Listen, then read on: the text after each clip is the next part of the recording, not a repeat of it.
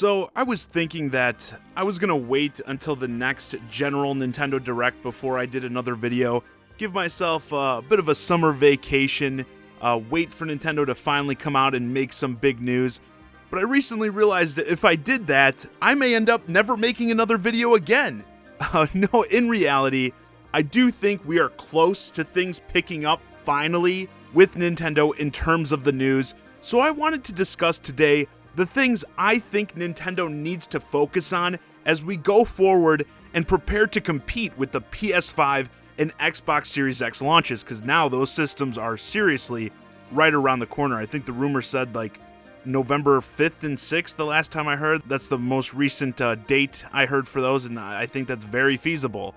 And I want to discuss things that I believe are a bit beyond just the obvious, like, make more first-party games themselves. Yes, obviously, we need the big Marios, Zeldas, etc., especially right now with things looking pretty barren, and also without really talking about new hardware or price cuts to the current hardware, because that's another conversation I think we've kind of done to death. I want to talk about the other things I think they could be doing to make more consistent announcements that people could get excited over. And let's start easy. Super easy mode stuff. Because with the craziness going on this year, with COVID and that, you've got the fanboys acting like, oh, there's just nothing Nintendo could be doing better. But some of the stuff I want to bring up, again, is so simple, there's no excuse. Like, just making the Switch a better system. We desperately, in my opinion, need general upgrades to the Switch experience. In terms of the OS, how in God's name have we not gotten folders already? As all of you, I'm sure, are aware, on your dashboard, you get to see only a few of the games you've recently played.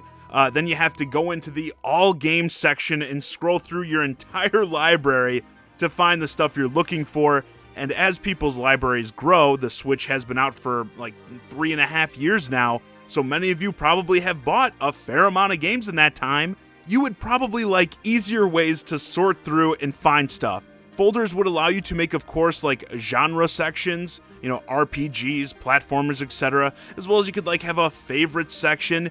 And again, because I'm sure there will be somebody, I would love to know how you fanboys could argue that something as simple as adding folders is too hard for Nintendo to do. I'm sure there'll be somebody in there, oh, they can't imagine adding folders. Get some college intern to do it in like a weekend. Similarly, things like themes, while not as necessary, would be nice to have. Still to this day, we have just the standard black and white theme options. I get that you may not want like super fancy animated themes. That may be tough to have running in the background on the Switch, but at least simple stuff that changes things up a bit.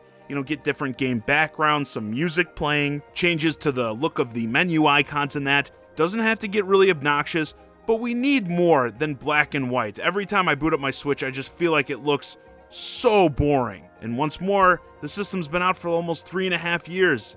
It's time. We need a lot more improvements to just, again, the overall experience of the Switch. And speaking of needing more, let's move into the most important aspect, of course, games. Like I said at the beginning, I don't want to talk about the super obvious, the big AAA first-party games out of Nintendo's camp, because obviously we always will need more of those.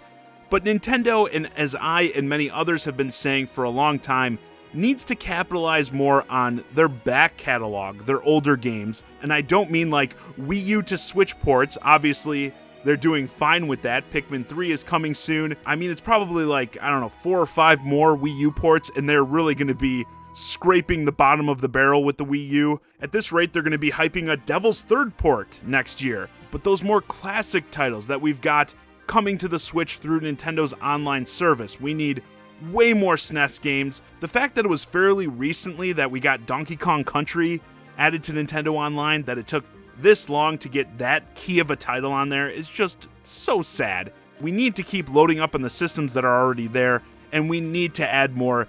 Definitely the N64. I know there's a lot of rumors that may be coming in September, again around that online anniversary time, like with what happened with the Super Nintendo. But that is such an easy way, again, especially in these times where news is practically non-existent, even adding just a handful, like 5 N64 games on there. That would have been a huge deal at a time like this when there's nothing else going on. Next, I want to see even more support with indie games, and Nintendo does a fantastic job with this. Indies are becoming a more important part of this industry in general as time has gone on, representing classic gaming, not just oftentimes with the art styles and gameplay, but also with the fact that most of the time you buy the game and you get a complete experience. You don't have to dump money into countless microtransactions and DLCs to fully enjoy these titles, as is becoming more and more common with AAA titles, let's be honest.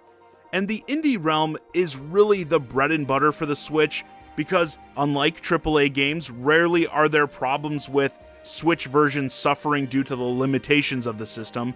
So you get essentially the same game, close to the same visuals as you do on other systems, but it's of course portable. I think Nintendo could do simpler things like cleaning up the eShop. I've made my issues with the curation of games on the Switch clear in the past, but it's still not as atrocious as, say, Steam, which is largely the main home for indies still today. And I think Nintendo should be trying to take that title away even more from Steam, making the Switch the main destination for indie games. Things like the Indie World stuff they do, they just did one a couple days ago. They're fantastic, phenomenal at highlighting games, but Nintendo should be owning the space, I think, even harder. From the indie dev and publishing side of things, I still do not get, given the consistent, strong sales of indies on Switch, how some are still not focusing more on the Switch versions of their games. We just had the Bloodstained guys come out the other day. They launched that game late on Switch in a terrible state, and they're like, oh, we were shocked at how great it performed. Yeah, no shit, like every great indie game does on Switch. Even when the developers shortchange the Switch version, it still ends up kicking ass. Myself, I think big indies should be looking to release on the Switch first, just given how well they sell and how good of a job Nintendo does at highlighting these games. But the fact is, a lot of times they don't, and some of these devs and publishers don't see it that way. It's up to Nintendo to give them that little bit of extra push, maybe some extra incentive to make it so. Honestly, I look at something like Fall Guys. A game like that, especially at a time like now where things are so weak on this platform, with how incredibly popular that title is, I think having that on Switch would have been a huge boost for the system during these slow days. And it's also one of those titles that I feel like it'll come to the Switch eventually, but by the time it does, I think the hype will have died down and people will have moved on to the next thing. Now, I'm not saying Nintendo should have known about this game, fought for it against Sony or something like that, and they dropped the ball or whatever. I'm not saying that. Just once more, indies are a bigger and bigger part of the industry, and I think a system's success in the future is going to largely involve keeping an eye out for something like that has the potential to just set the world on fire overnight. But needless to say, you still do need big AAA games. And third-party support in that arena, let's be honest, is terrible right now on Switch. Getting these ports of older games from like the 360 and PS3 era are fine. You know, we got like stuff like Catherine recently, all those 2K ports, but we're definitely getting less and less new games brought over to the Switch. And unless there's a hardware refresh coming soon, which is very possible, I think this is only going to get worse once the new systems drop. I mean, that makes sense, right? A big reason games aren't coming over to the Switch now is because the power gap between the Switch and the PS4 and Xbox One is so large, and that gap is only going to get larger with the PS5 and Xbox Series X. So Nintendo, I think, really needs to start making more of an effort to get titles on the Switch. More so, I think they're going to need to get more games made specifically for the system. Now, I've seen a lot of people wanting them to try and buy some studios, which is definitely an option. Certainly smaller ones like a Way Forward, I think would be a great fit for Nintendo, but I don't think that's really necessary at the moment, that they need to go around and start buying studios. More so, I think publishing more titles is the key, like they currently do with titles like Bayonetta. Throw a bit more money around here where it makes sense. The big one that I think many would absolutely love and I think would sell insanely well is a new Monster Hunter. Yes, Capcom doesn't really seem interested in doing much outside of World with this series right now, but Nintendo could give them incentive by offering to give them the funding, publishing a new Monster Hunter game specifically for the Switch. It's pretty sad, to be honestly, that Nintendo was home to the Monster Hunter series on handhelds for so long, yet we never, think about this, we never got a dedicated Monster Hunter game for any of their HD consoles yet. Both the Switch and the Wii U only ever got remasters of titles that were made for the 3DS. With the substantial install base the Switch has now, and the success the series has had previously on Nintendo consoles, I think there's boatloads of money to be made with a franchise like Monster Hunter on the Switch. I'd go as far to say that while it wouldn't sell like more than World sold on all platforms, a Monster Hunter game made for Switch has a chance to do close to as well as World did on PS4, which is of course the platform it sold the most on.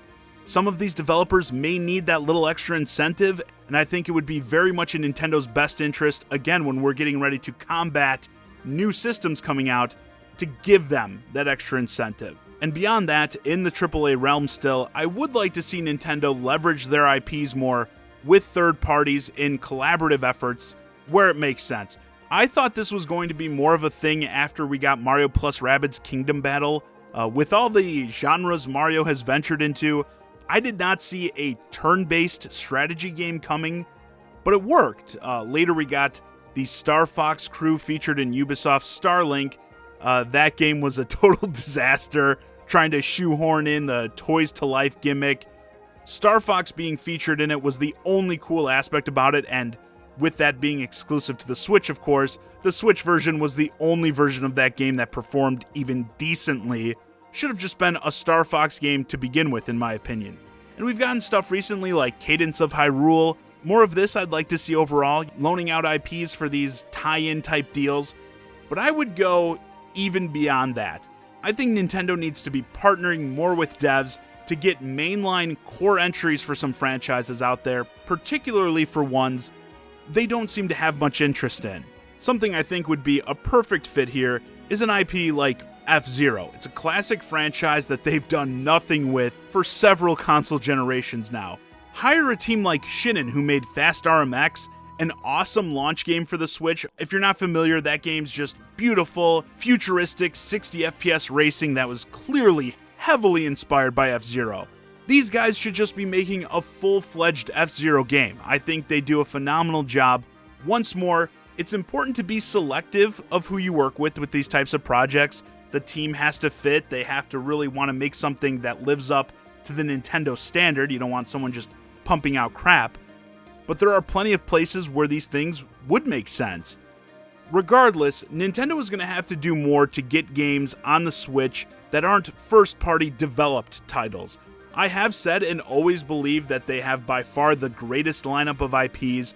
They just can't support them all on their own. And I think it's smart to just keep these franchises out there. I mean, how many people only know Captain Falcon as the Falcon Punch guy from Smash Brothers? How many people who play Smash Brothers who like Captain Falcon have actually played one of the games he originates from? Probably not many. So yeah, that's something I think they should be doing, and there are plenty of ways to do so, and I think these are all things they could easily do. I don't think any of this is like pie in the sky crazy, and would really help them going forward, especially as they look to compete against those next-gen systems. Anyway, with that, this video's a wrap. Let me know your thoughts on the future of Nintendo and the Switch in the comments. What's your outlook with how things have gone in 2020, and how do you think the Switch stacks up against the upcoming next-gen hardware? Hey guys, I hope you enjoyed this discussion of the future of Nintendo and the Switch. If you're new to the channel, please consider subscribing. And if you want to keep the conversation going, hit me up on Twitter at Johnny Zakari. And join my Discord, ChiGuy and Friends. Link to both in the description below. And as always, thanks for watching.